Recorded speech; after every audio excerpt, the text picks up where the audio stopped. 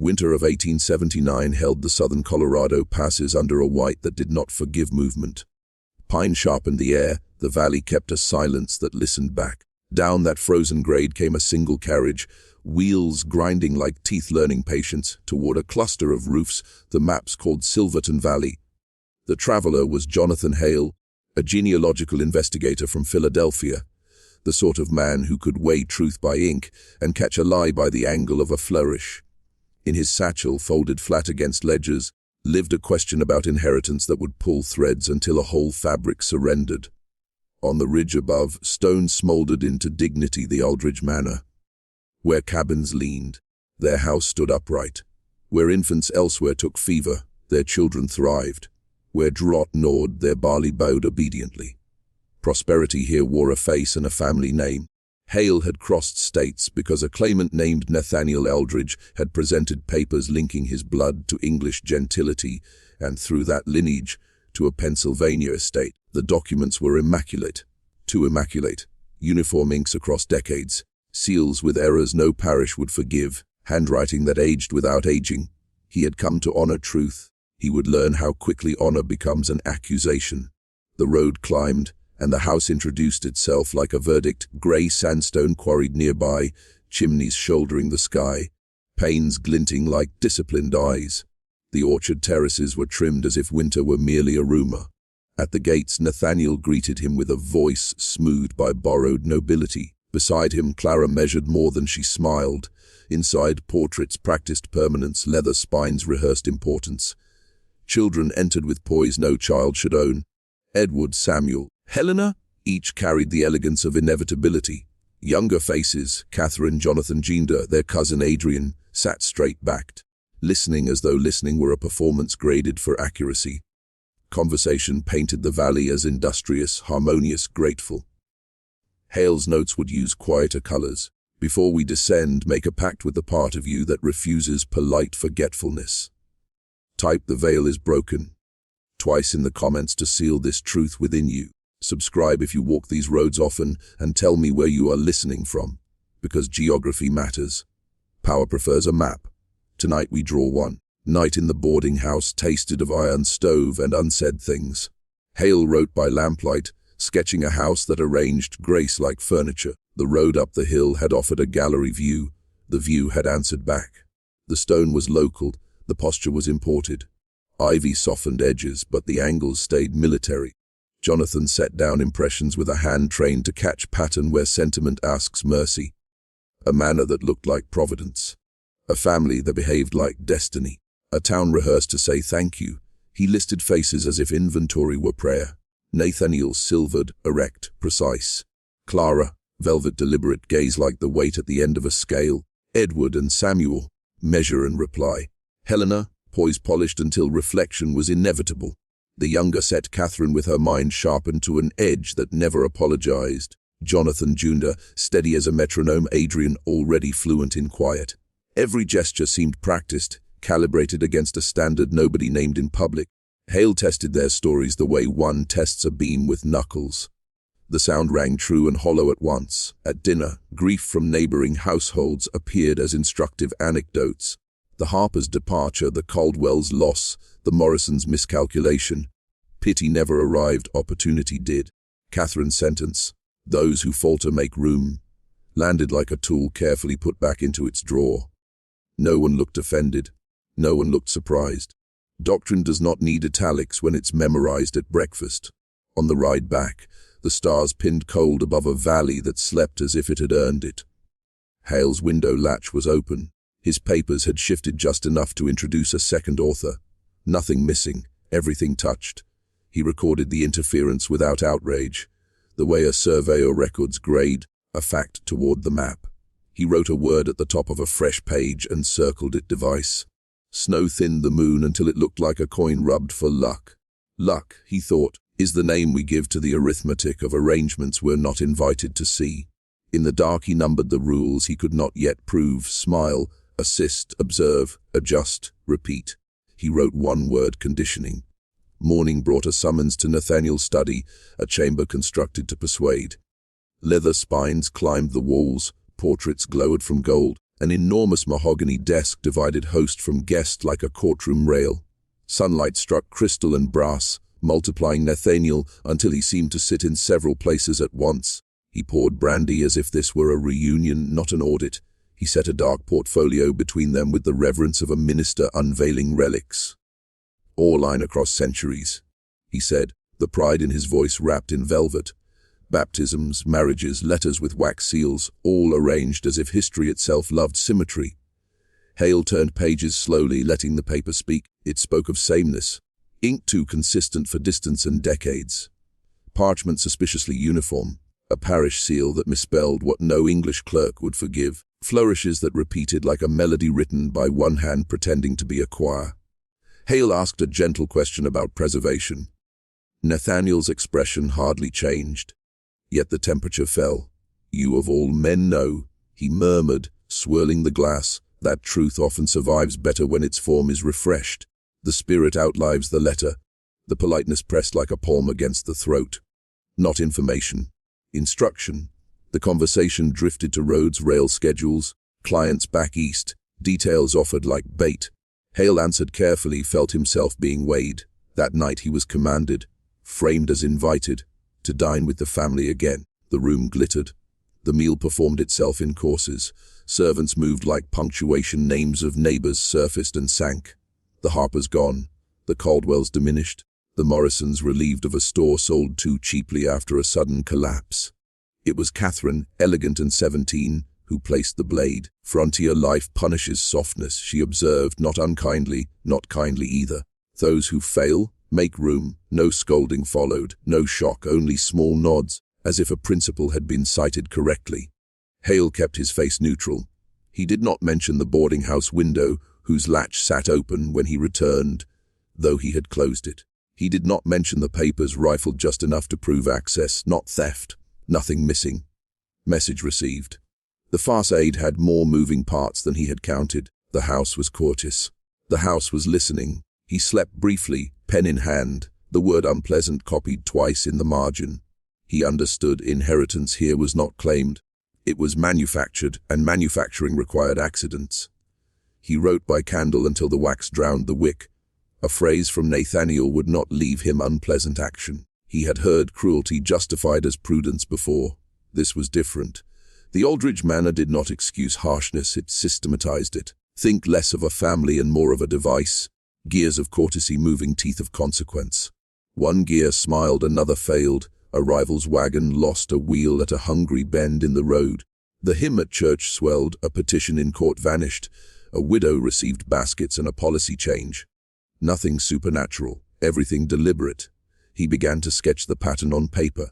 At the center, Nathaniel and Clara. Ring 1, obedient heirs. Ring 2, officials who owed favors. Ring 3, neighbors bound by gratitude or fear. The machine fed on predictability. Remove one obstacle at a time. Never two at once. Always celebrate the funeral, sign the deed, and keep the choir singing. If this is beginning to shape itself inside you, lock it in. Ritual matters. Type, "The veil is broken," twice in the comments to seal this truth within you. It is not a slogan. It is a deliberate line you choose to cross. The moment when you stop treating cruelty as coincidence and start calling it design.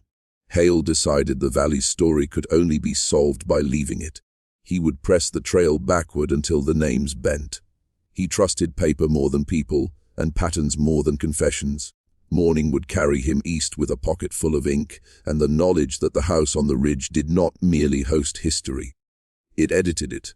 It corrected what did not cooperate. He labeled what he sensed but could not yet prove: selection. Choose allies with debts. Rotation. Move faces and names before suspicion hardens. Quieting. Dress harm as illness, weather, or fatigue. Substitution.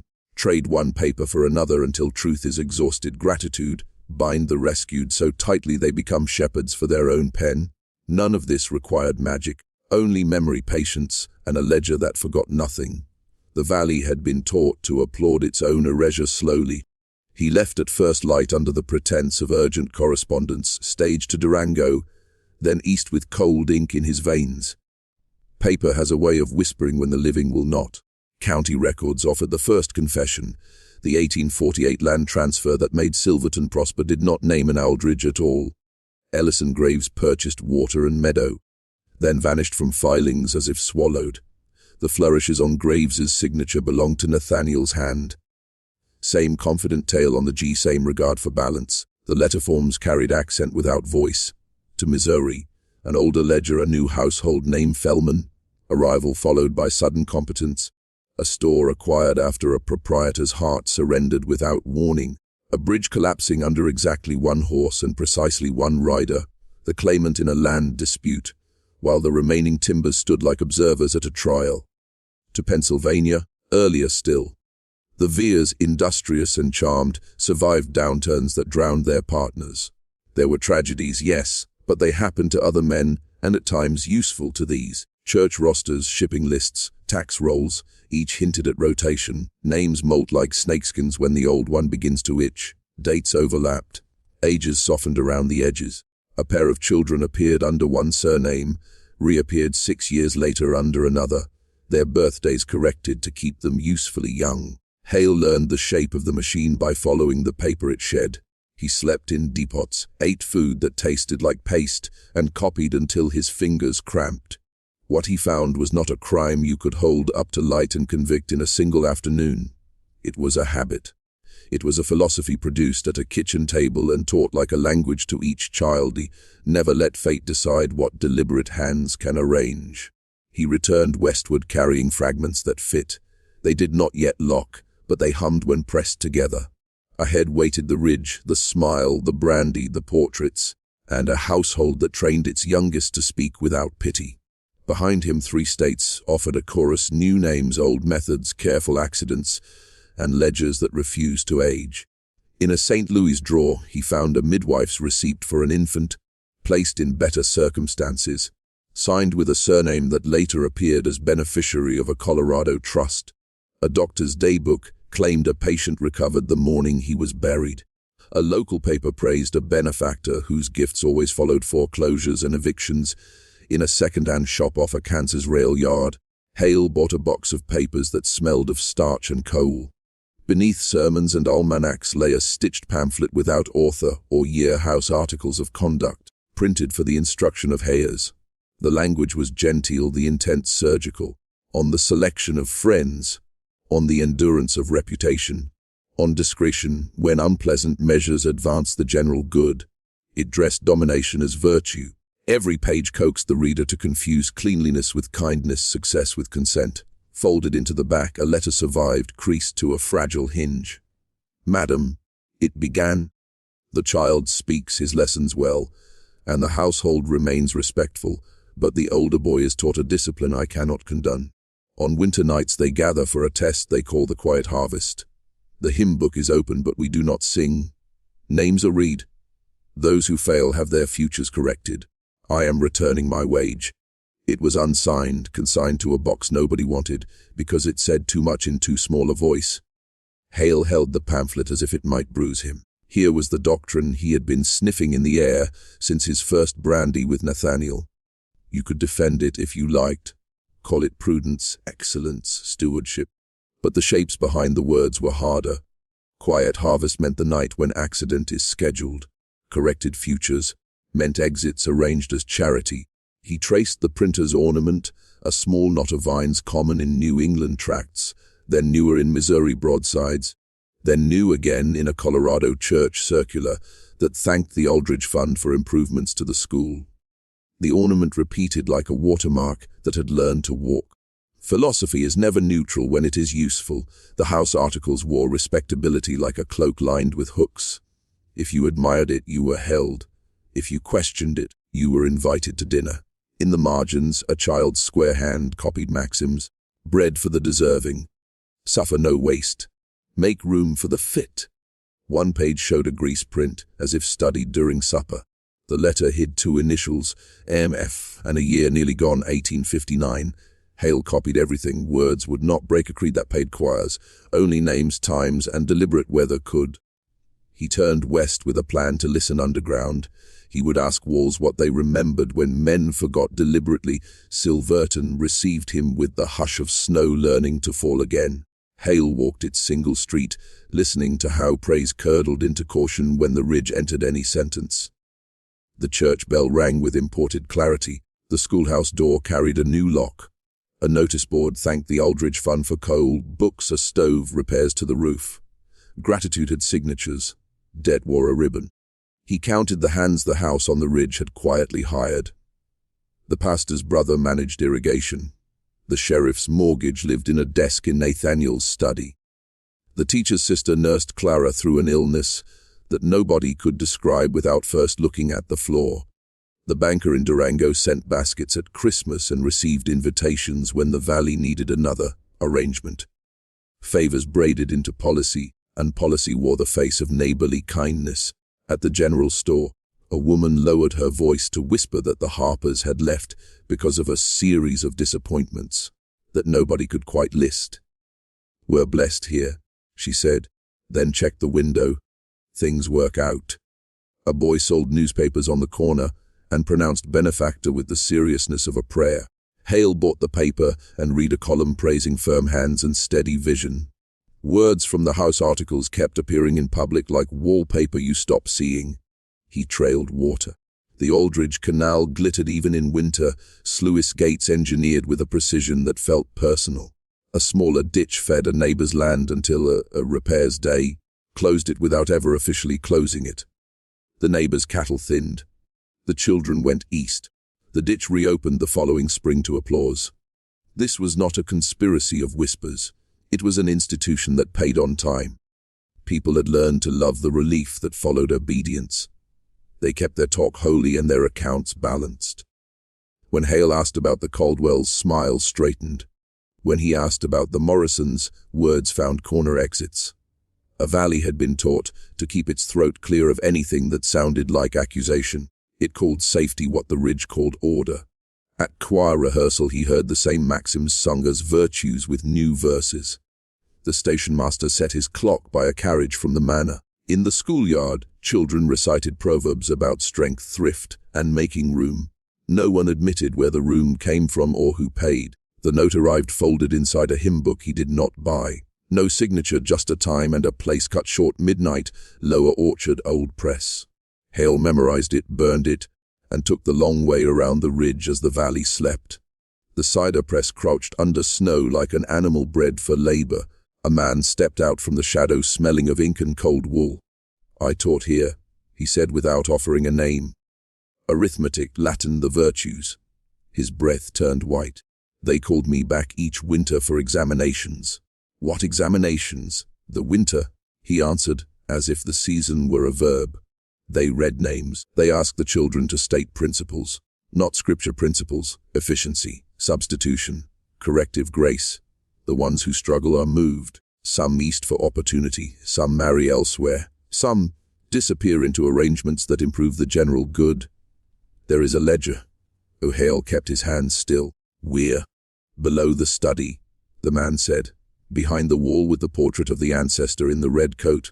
It moves. I set my palm there once while dusting, and the stone gave like a rib." He swallowed. "I resigned when a child recited a proverb about mercy and Nathaniel corrected the pronunciation rather than the doctrine. I am not brave. I am late. If you have followed this far, mark yourself. Ritual matters because systems train you to forget. Type, the veil is broken. Twice in the comments to remain the kind of person who remembers. You are not typing to impress me. You are writing your name on the side of the ledgers that do not burn easily." The teacher, let us call him Finch, pressed a small iron key into Hale's hand. "It will not open anything," he said. "It will tell you which thing to push. The latch is fashioned to accept a cold shape. Winter opens it." The man stepped backward into the orchard and dissolved into the color of bark.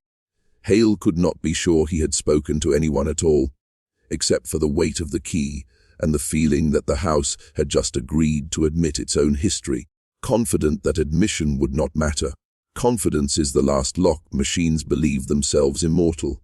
He pocketed the key, memorized its teeth, and decided to enter by listening before touching. Stone has a memory that outlives polite families entirely. He entered the manor not as a thief, but as a guest who had learned which courtesy to refuse.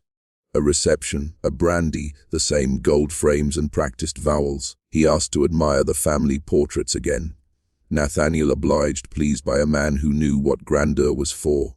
The ancestor in the red coat measured him from the wall with the quiet of a predator that had no predators. Hale let his palm rest on cold stone, as if steadying himself. The iron finch had given him cooled the skin through cloth. The block under the portrait shivered, then softened. A seam opened where none had been, like a mouth deciding to allow a sentence. Hale stepped through a space that did not exist until the house agreed with him. The chamber smelled of fruit long crushed and paper long handled. Shelves carried boxes labeled in hands both delicate and disciplined. He found the ledger by weight, not large, not showy, dense. On the cover, pressed into leather, a phrase without ornament, articles of rotation. He opened to winter entries, names, ages, notes written with a physician's restraint. Unfit for continuation in present arrangement. Corrected via Opportunity East. Relocated to Denver Merchant House. Matched to household with complementary needs. Some lines ended in a single stroke that traveled into the margin and stopped. No cause, no apology. The column to the right measured outcomes. Water secured. Claim resolved. Contagion contained. Reputation strengthened. He turned pages faster, then slower, then with the deliberation of a surgeon. This was not merely recorded as curriculum. Marginalia described drills for children. Recite principles before supper. Verify composure after disappointment. Deliver observation without pity. On a page marked Quiet Harvest, a hymn number appeared, and beneath it, a list of first names matched to verbs. Moved, corrected, sent, merged, put aside. He did not take the ledger. He copied. The trick to surviving a house that knows its own exits is to leave it believing you valued the tour more than the plans. He returned the book to its shadow and closed the wall with the same pressure he had used to open it. Upstairs, footsteps approached, unhurried, as if every room were already aware of where he had been and what he had chosen not to carry. The machine preferred witnesses who thought themselves invisible, and he obliged carefully that night. Section 10. Nathaniel found him at the landing, a gentility arranged across his face like a tailored cravat. "Mr. Hale," he said, "you have the expression of a man who has met our library's less theatrical shelves. No accusation, only acknowledgement. Predators in winter do not rush. Stewardship." Nathaniel began, walking without asking Hale to follow, yet making refusal an impoliteness. A valley like this survives when someone anticipates consequence. Sentimentality has starved more children than blizzards ever managed. We take the long view. We spare many by correcting a few. He spoke as if reading from the House articles, but looser now, as though the doctrine had learned to put its feet on the table. "In Philadelphia," Hale said, "we call forgery the long view too." Nathaniel smiled at that, the real one thin and amused. "You believe paper to be honest because it withers. I believe families to be honest because they do not. A name is a tool, Mr. Hale. One does not weep when a handle is replaced." They turned at the window that looked over the canal, the town, the fields, the road that could be opened with one letter to a friend in Durango or closed with one misunderstanding about repairs. "You have skill," Nathaniel added softly. "Join us. Efficiency is a calling. Imagine applying your precision to outcomes instead of arguments. There are moments when the body answers before the mind." Hale felt his hand fold around the iron key in his pocket, as if to remember which side of the wall he belonged to. "My work is to hold names to what they claim," he said, "not to sharpen erasures." Nathaniel's eyes cooled by a single degree. It was enough to winter a room. "Then be careful on our roads," he said, not cruelly, the way one cautions a friend about ice he has already decided to walk. "We would hate to make space for you." The conversation ended without ending. He was offered cake. He declined. He was offered a carriage. He chose the night. Outside, stars nailed the sky to its frame, and the code carried the kind of clarity men mistake for safety. He walked to the boarding house, counting steps, forcing them to land in prime numbers, the way soldiers steady breath before dawn. It was not superstition. It was proof he still chose. Choice resists choreography when practiced daily.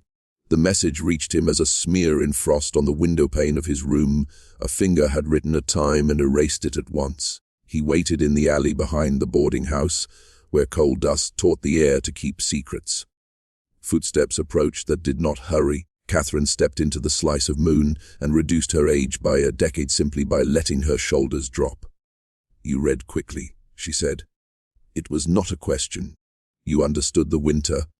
"I understood enough to say the word," Hale replied. "Understanding the cost will take longer." She looked past him, toward the ridge that raised her, and employed her voice. "My brother believes without blinking. I can perform belief. There is a difference." The admission carried no triumph, only fatigue. "They will not prosecute you. They will winter you. Do you know what that means? Removal disguised as weather."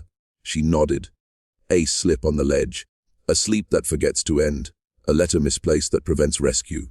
It is tidy. The articles worship tidiness." She pressed a crude pencil map into his palm, drawn with unsteady precision. "The cellar below the west orchard, not the study. The wall breathes when the room is warm.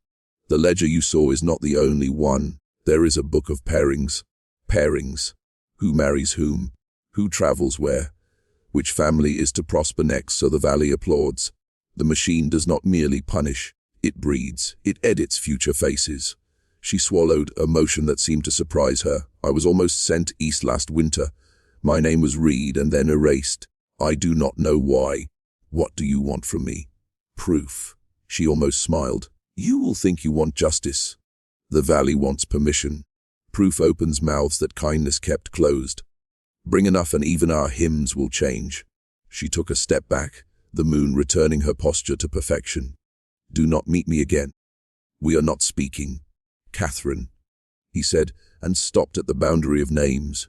She had already turned into the kind of shadow a house makes when it decides the night belongs to it. He unfolded the map under his coat, traced the square-marked breadth, and understood that the only honest mercy now was precision sharpened to the point of rupture. Mercy, finally, had to measure correctly. The west orchard kept its own weather, winds stilled by terraces that knew their work. He waited until the house slept the way a disciplined army sleeps, one eye open, one hand on the plan. The cellar mouth hid beneath a board laid honest decades ago.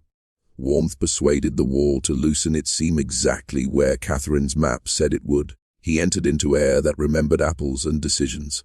The second book wore no title. The first page answered anyway, pairings and provisions. The hand was Nathaniel's when young, then Clara's, then Edward's, flowing like a relay of certainty. Columns arranged futures with the economy of an accountant and the intimacy of a nurse. Temperament steady, opportunistic, compliant, vain. Traits memory, discretion, charm, fertility. Defects wastefulness, melancholy. Lines connected names like irrigation laterals. A notation by a girl's name, Reedy. Pity habitual. Offset by firmness. Import east husband. Another. Stubbornness corrected through widowhood. Benefits to community. He could have sworn the room tilted as the logic declared itself. This was not only about land and contracts. It was about heredity as craft. Import a husband from Denver to polish speech. Send a cousin east to dilute a habit of pity. Merge two lines to concentrate hunger. Arrange a discreet widowhood to free property and produce an alliance framed as compassion. Children were not born, they were commissioned. Love was never asked to report for duty. On the final folios, schedules intersected with hymn numbers and festivals. The winter examinations timed to the valley's appetite for celebration. New pairings announced as family blessings, while the ditch to a rival's pasture underwent repairs nobody could contest without sounding ungrateful. The book smelled faintly of lavender and lamp oil, as if even plans deserved perfume. Hale copied until the pencil thinned to splinters. He tucked shavings into his pocket as if they contained meaning. Above him, footsteps crossed, paused, crossed again, a pattern that suggested counting. He closed the wall and returned the board to honest position. The orchard absorbed him whole. Snow started and stopped like a thought reconsidered. Behind him, the house exhaled. It had shared enough to test whether he would ever be believed. Belief, he knew, is a bridge built from repetition. He would need more than outrage. He would need dates, witnesses, initials, hymns, and the exact grammar of the machine. He would need to show how kindness kept score everywhere. The next day, he treated the valley like a ledger and began to balance it. The pastor kept lists of donors and penitent hours. The sheriff kept a drawer of promissory notes secured by nothing but ongoing goodwill. The station master remembered who received telegrams in envelopes rather than through the window. Each fact bent slightly toward the ridge. Each favor returned there as if iron learned to face north. He traced the Aldridge fund through filings in Durango to a bank in St. Louis, where a mutual surety bond sat like a spider. Investors signed for one another so none could fail without the rest learning humility together. Gratitude had become architecture. The judge in the county seat wrote editorials about responsibility under a pseudonym that shared Clara's middle initial. A traveling charity wagon stopped on scheduled winters and left with infants who were promised educations and returned as letters that praised opportunity in sentences that sounded coached. Hale did not romanticize the outside world. He knew cities performed the same math at scale. He knew men in nicer coats wore the articles without needing them printed, but here the concentrations were acute enough to measure without instruments. Dates aligned, names rotated, outcomes rhymed. He prepared duplicates, names with arrows, dates with hymns, quiet harvest nights with water allotments, pairings with mortgage extensions. He did not promise a court case. He promised a mirror. People change when they count themselves in the reflection. He wrote a report for a Denver paper that liked scandals provided they paid in columns and did not frighten subscribers from the rail ads. He sent a quieter packet to a Philadelphia colleague who had taught him how to read deceit as habit, not event. In the evening, he spoke softly to those who would listen. The teacher, a store clerk, a man who dug graves and understood schedules too well. He did not ask them to be brave. He asked them to remember accurately when the remembering began to burn. Memory, in a valley trained to applaud, is the first disobedience. He visited the midwife who no longer delivered babies, only advice. She recited 3 Winters by smell alone. The Caldwell widow, thin as wire, nodded when he named the day her water returned, exactly 1 week after her deed changed hands. The choirmaster admitted hymn numbers had been requests. Patterns confessed themselves when addressed politely and without raised voices. Exposure is not thunder. It is sand in a gear. Hale did not storm the manor with accusations. He salted the machine. On Sunday, the church filled with winter breath and polished boots. Nathaniel sat where he always sat, generosity arranged beside him. The sermon began with responsibility and warmed toward mercy. That was the moment Hale had asked for. The teacher, Finch with a borrowed firmness, stood to offer a reading. He recited maxims nobody had ever called doctrine aloud. Efficiency protects the many. Substitution corrects the stubborn. Corrective grace removes impediments. The words sounded like liturgy the valley had been humming without noticing. He added dates as if they were verses. He named hymn numbers and named nights and named the water that did or did not arrive. The room's silence learned a shape. Hale did not look at Nathaniel. He looked at the faces that had been asked to applaud in exchange for solvency. The sheriff's jaw worked. The pastor's hands stopped moving. The Caldwell widow stood without planning to, and sat only when her knees remembered their job. Children stared at their mothers to confirm whether this was a game. Nathaniel stood at last and did what institutions always do first. He thanked the speaker. He called the reading a misunderstanding of prudence, a scholar's mistake, the confusion of a man who thought paper could judge rain. He praised generosity, pointed at repaired roofs, named scholarships, reminded everyone of the winter we all survived. He did it beautifully. And then Catherine did something impolite. She remained seated when the congregation rose to sing the hymn that always ended disagreement. It was not rebellion, it was subtraction. One absence of movement in a room trained to move together. The notes stumbled without her upper register. People noticed themselves noticing.